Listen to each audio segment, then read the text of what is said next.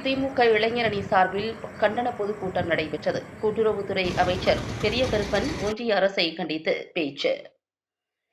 ஆற்றக்கூடிய ஒரு தலைவனாக, ஒரு அமைச்சராக நான் பார்த்ததுல ஒரு அமைச்சர் உருவாக்கி இருக்கக்கூடிய நம்முடைய கழக தலைவர் தளபதியை எண்ணி பார்க்க வேண்டும். எங்களுடைய மானாமரை தொகுதி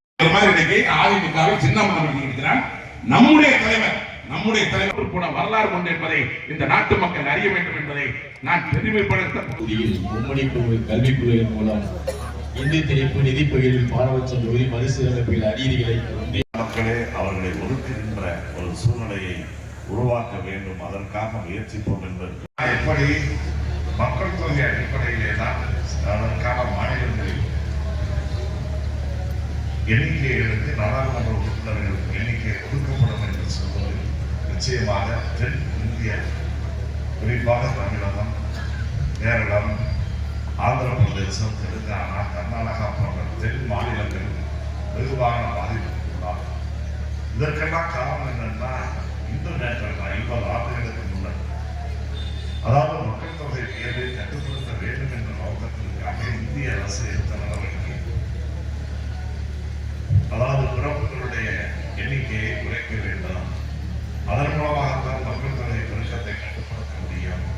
இல்லைன்னா நாடு மிகப்பெரிய பேராளர்களுக்கு ஆதாயம் என்று அன்றைக்கு இருந்து மத்திய அரசின் சார்பில் மாநிலங்களுக்கு பல்வேறு வகையான கட்டளைகளை தந்து குடும்ப கட்டுப்பாடு போன்ற திட்டங்களை எல்லாம் அறிவித்தார்கள். அப்படி அறிவித்த திட்டங்களை தென்னிந்திய மக்கள் சிறப்பாக அந்த அரசுகளும் அந்த மக்களும் கடைபிடித்தார்கள். அதன் காரணமாக மக்கள் தொகை உயர்வு என்பது பெரிய அளவிலே இல்லாமல் நிதானமான முறையிலே சென்று கொண்டிருந்தது. ஆனால் வட இந்தியாவில் இருக்கக்கூடியவர்கள் அந்த கட்டுப்பாடுகளுக்கெல்லாம் அவர்கள் ஆட்படவில்லை. அதன் காரணமாக மக்கள் தொகை அந்த பகுதியில் வெகுவாக உயர்ந்திருக்கிறது. இப்பொழுது அவர்கள் மக்கள் தொகை கணக்கெடுப்பின்படி தொகுதிகள் ஒதுக்கப்படும் என்பது ஒன்றிய அரசு விதித்த அந்த சட்ட திட்டங்களை மதித்து அதற்கேற்றவாறு நடந்த தமிழ்நாடு போன்ற தென்னிந்திய மாநிலங்களுக்கு இருக்கக்கூடிய தொகுதிகளில் இழப்புகள் ஏற்படும் என்ற ஒரு சூழ்நிலை உருவாகியிருக்கிறது. அதற்கான மாற்று வழிகளை ஒன்றிய அரசிடம் வலியுறுத்துவதற்காக இன்றைக்கு மாண்புமிகு முதலமைச்சர் அவர்கள் தமிழக அரசு அனைத்து அரசியல் கட்சிகளில் பதிவு செய்யப்பட்ட கட்சிகள், தேர்தல் ஆணையத்தின் அங்கீகாரம் கட்சிகள் மட்டுமல்ல, அரசியல் கட்சிகள் பதிவு செய்திருக்கக்கூடிய அத்தனை இயக்கங்களை கடந்த 3 தினங்களுக்கு முன்னர் சென்னையில் தலைமைச் செயலகத்திலே அவர்களை எல்லாம் அனைத்து கருத்துக்களை கேட்டு ஒருமித்த எதிர்ப்பை தமிழ்நாட்டு சார்பிலே தெரிவித்திருக்கிறார்கள். கலந்து கொள்ளாத கட்சிகளாக ஆகவே இப்படி மக்களுடைய உணர்வுகளை, குறிப்பாக தமிழகம், தென்னிந்திய மக்களை வந்திக்கின்ற இந்த மோடி அரசு ஒரு மக்கள் உணர்ந்த அரசு என்பதை தவிர வேறு என்ன சொல்ல முடியும்?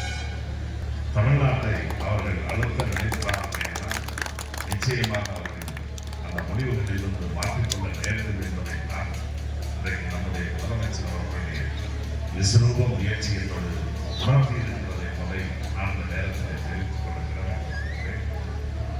இந்த தலைமுறையினர் மட்டுமல்ல, அடுத்த சந்ததியினருக்கும் ஒரு நல்வாழ்க்கையை அமைத்து தரக்கூடிய ஒரு அரசை மாண்புமிகு நம்முடைய முதலமைச்சர் அவர்களால் தான் தர முடியும் என்பதை அரசியல்